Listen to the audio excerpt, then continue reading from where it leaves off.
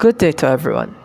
Now we will be discussing about green building and sustainable architecture to be presented by, of course, me, Janus Carlos Remion, and my co-presenter, Julio Cesar Nimes. For the content, we have introduction for green building and sustainable architecture, of course, their meanings and what are their importance. Next one is the concepts of green building. Next one is the materials and techniques in green building. Lastly is the examples of sustainable architectures.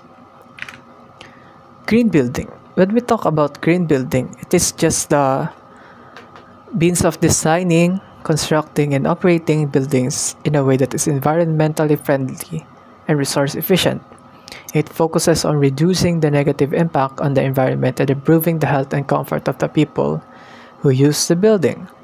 For example, yung paggawa ng building na to, gumamit sila mga less toxic materials to improve the land itself.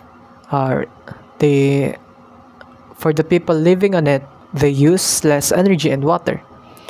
They choose sustainable or recycled materials in order for them to use it wisely, and yun nga, para mapagana nila yung isang bagay na yun using recycled materials only, creating healthier spaces for people to live and work on. So parang in short, green building is about building smarter to protect the planet and improve our quality of life. Now let's move on to sustainable architecture. Sustainable architecture is a practice of designing buildings that minimize their environmental impact while being functional, beautiful, and efficient. Sustainable architecture is about designing buildings that are good for the planet, good for the people, and built to last. So parang sustainable architecture, sinasabi lang dito na yung mga pagpaplano and yung pagpaplano ng isang building to pagpaplano ng isang building na nakakatulong sa environment while also pagde-design nito na bilang isang magandang building and isang matibay na building. So, sustainable architecture and green building is actually interconnected.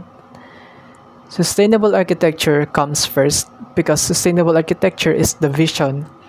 Ito yung pagpaplano, ito yung pagde-design, ito yung parang main plano nila kung paano nila gagawin yung isang building. While the green building is execution.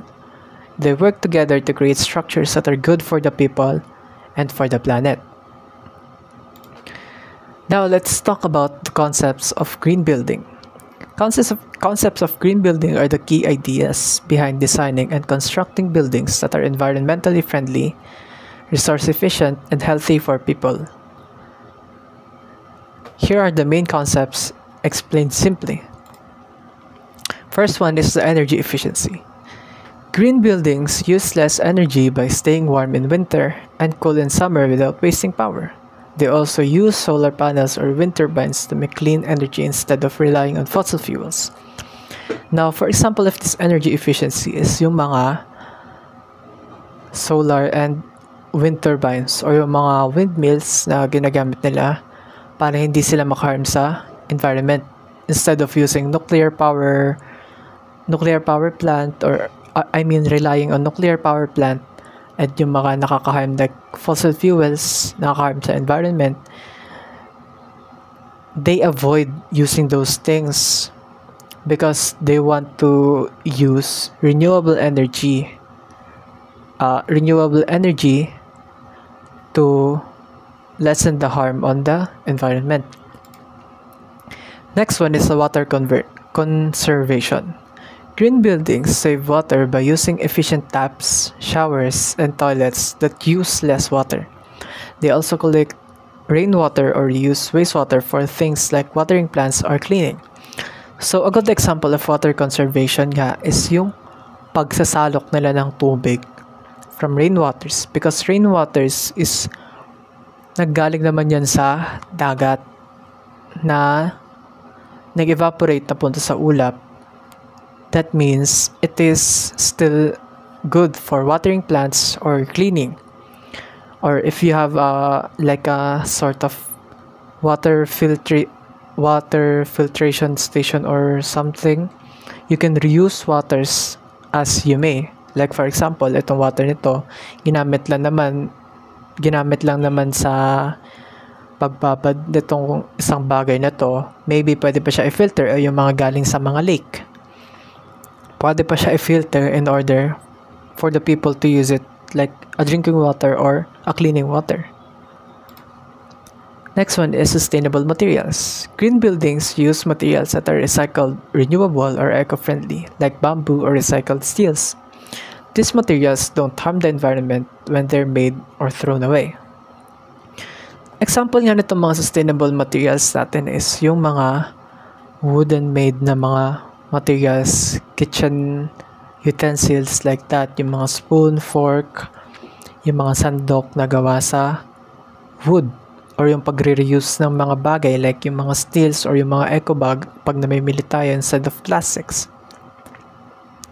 It is considered as sustainable materials kasi hindi naman sila nakaka-harm sa environment the way na nabuo sila. Like for example, yung bamboo made na mga kitchen utensils, hindi naman sila nakaka-harm sa environment habang ginagawa sila since kinarve lang naman sila sa wood. Unlike dun sa mga ibang paggawa na nag-burn pa sila ng mga materials, nagkakos sila ng mga usok na nakaka-hurt sa ozone layer natin and hence sa environment natin. Next one is the indoor environmental quality. Green buildings keep the air clean and fresh by using natural light, good ventilation, and non-toxic materials. This makes the building healthier and more comfortable for people inside. Ito nga, yung indoor environmental quality, it just explains para makalanghap naman tayo ng clean, fresh, natural airs inside. Some buildings have like a balcony or they have plants inside to make up for the good indoor environmental quality, para nakakahinga sila ng mga healthy and fresh airs instead of toxic na mga nakukulob na mga amoy sa loob, 'di ba? Next one is the waste reduction. Waste reduction. Green buildings reduce waste during construction by recycling materials and planning carefully. They also design spaces that produce less waste during everyday use. So, sinasabi lang dito is yung waste reduction is yung pag-reduce mo ng waste during construction. Like yung kunyari, may nagamit kang isang material na ganito, tapos naisip mo pwede pa pala siyang i-recycle, kinuha mo, ni-recycle mo, you are conducting a waste reduction. Because when you plan for green building, of course, dapat ito pinaplano talaga siya agad para ma-lessen yung mga waste, para ma-reduce natin yung mga waste o ma-recycle natin yung mga makikita natin pwedeng i-recycle, ganun. Lastly is the renewable energy. Green buildings use clean energy sources like solar, wind, or geothermal power instead of fossil fuels. This reduces pollution and helps fight climate change. So renewable energy, katulad nga ng sinabi ko kanina, is ito yung mga energy sources na pwede nating gawing alternatives. Like for example, gumamit ka ng solar panels para makatulong ka sa environment. Kasi yung malay mo yung energy source na ginagamit pala ng bayan nyo is from fossil fuels. E di, dun pa lang nakalesen ka na ng waste kasi gumagamit ka ng solar energy. It is a type of renewable energy since hindi naman ito nauubos. Yun lang ibig sabihin ng renewable energy. Pwede mo siyang i-produce without na hindi siya nauubos. Pero may pros and cons pa rin naman ang renewable energy. For example, ang pros niya is it is environmentally friendly type of material or type of system, like for kunyari yung mga wind turbines, windmill, solar panels, yung mga ganyan, or yung mga hydro-powered na turbines like that na nagko-convert into energy to produce energy. They are environmentally friendly, pero yung cons nila is hindi sa lahat ng lugar pwede silang i-apply. Like for example, yung solar panels, nagko-convert sila ng light to energy. For example, yung lugar nyo naman is makulimlim lagi, or sabi natin hindi kainitan doon lagi, or hindi nasisinagan ng araw lagi, then maybe solar panels or yung solar energy conversion is not for you. For example naman, gusto mo ng wind turbine or windmill, magpagawa ng windmill, pero yung lugar mo naman is hindi masyadong mahangin. So, ayun, yun lang yung cons naman niya. Pero overall naman, renewable energy is a good type of energy resource since it doesn't harm the environment whatsoever, and help fight climate change and global warming. Materials and technique in green building, innovate construction techniques, passive solar design, green roof and living walls, rainwater harvesting system, energy efficient AVAC system. Examples of sustainable architecture. The vertical forest. Concept utilized the color vegetation of leaves to replace traditional materials on urban surface for its wall. The biological architect depends on a vegetation screen to create a suitable microclimate, filter sunlight, and avoid the limited technological and mechanical approach to environmental sustainability. The architecture aimed to create a structure that promotes environmental sustainability and reduce urban expansion, that replace utilizing traditional materials in urban towers. The Beito Public Library, located in Taiwan, is one of Taiwan's first green libraries, designed by the renowned architecture firm Bioarchitecture Formosana. The CEO-friendly library is a two-story architecture that designed to be sustainable. The architect Ko Ying Chow aimed to create a self-sustainable structure. According to Taipei Times, the library in Taiwan was the first building to achieve a diamond rating in the nation, EEWH certification system. The Gardens by the Bay is one of the largest, most renowned sustainable projects worldwide.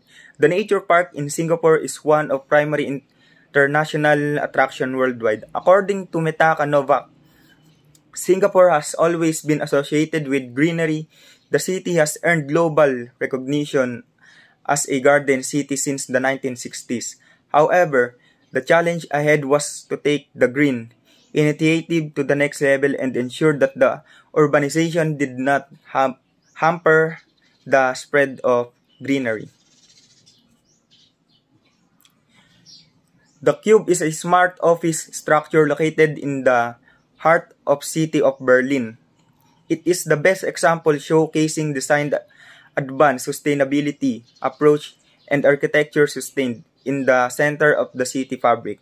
The architect wanted to create a structure that showcased architectural possibilities integrated with sustainable application in architecture. The structure is an example of showcase how workspace could be combined with sustainability. The museum integrates sustainable design practices such as applying natural energy and light source, utilizing solar panels for solar energy supply for the museum. The water from the bay regulates the internal temperature inside the structure. The water from the bay is also used the surrounding reflecting pools of the museum. The structures is also employs photovoltaic solar panels, which can be adjusted through the day to optimize the angle of the sun. Raise and generate solar energy to power the building.